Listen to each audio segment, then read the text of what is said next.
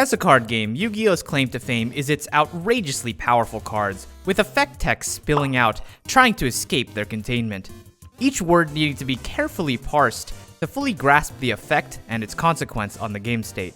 Then there are normal monsters whose text is purely fluff. Although, don't let their lack of powerful effects fool you, because hidden in the funny flavor text lurks the truly terrifying among the Yu-Gi-Oh food chain. Most flavor text on monsters in Yu-Gi-Oh detail the 101 ways that each of these nefarious creatures can end you. Unfortunately for them, not every monster trying to carve out a life in the Yu-Gi-Oh world is a world beater. Some monsters are out here bringing scissors to a gunfight. And that's no exaggeration. Case in point, we have the monster card Brave Scissor, who has the flavor text, armed with a mass of scissors. This monster can clip an enemy into any desired shape or size. Now, I'm not trying to downplay his strengths, but I wouldn't be too worried about a guy who gets hard countered by clamshell packaging.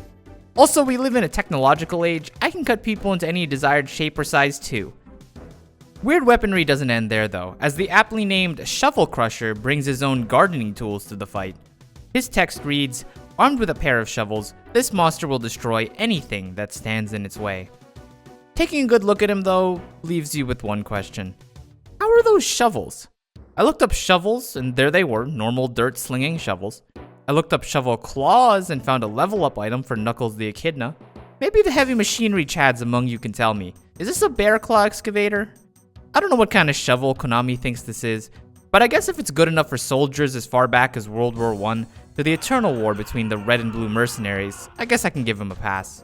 Moving on to someone actually armed to the teeth, we have Dark Assailant, sporting both blades and throwing knives. His text reads, "Armed with the Psycho Blade, this sinister assassin rules the Badland." Wait, Badland? Not Badlands? Look, Yu-Gi-Oh's already confusing enough with all these names. Like, come on, Dark World? That's not the same dark as Dark Ruler Hades. And now we have the Badland. Don't expect to see Horalu, chieftain of the Badlands, around here. He's got no jurisdiction in the Badland. That's Dark Assailant's territory.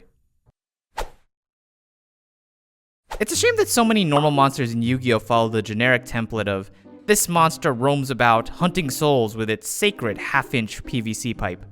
But sometimes Konami does get cute with the flavor text on its cards.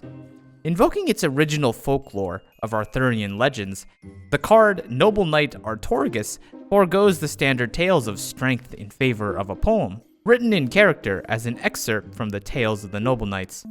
It reads, okay, I'm not reading all of that, but the card does have unique text wrapping, where even the text properly follows the structure of poetry.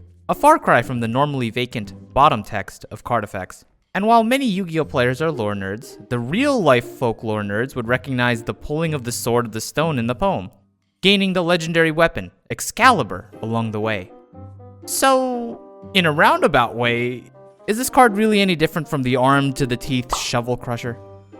But from real-life folklore, we go to real-life lore, with the card Twin-Headed Fire Dragon, who has the text, "Two dragons fused as one, from the effects of the Big Bang."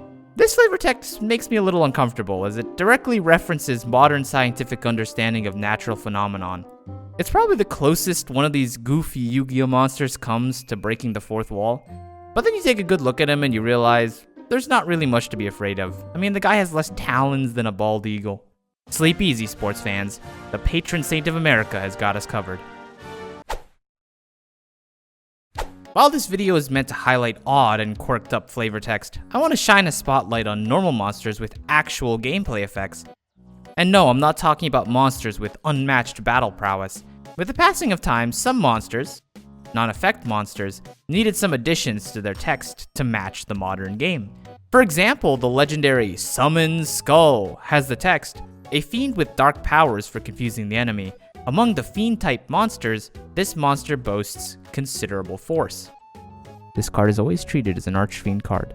So apparently a bunch of normal monsters have troublesome names that get them invited into unintended archetypes.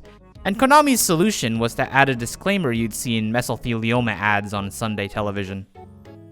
And Summon Skull wasn't the only one who got this treatment. Another all-star from the original anime series, Gazelle, the king of mythical beasts, has the added text effect. This card is always treated as a Phantom Beast card. And finally, the master of deception himself, Cyber Tech Alligator, who, despite his name, is actually not treated as a cyber, nor is he an alligator, because as his text reads, he is, in fact, a pterodactyl.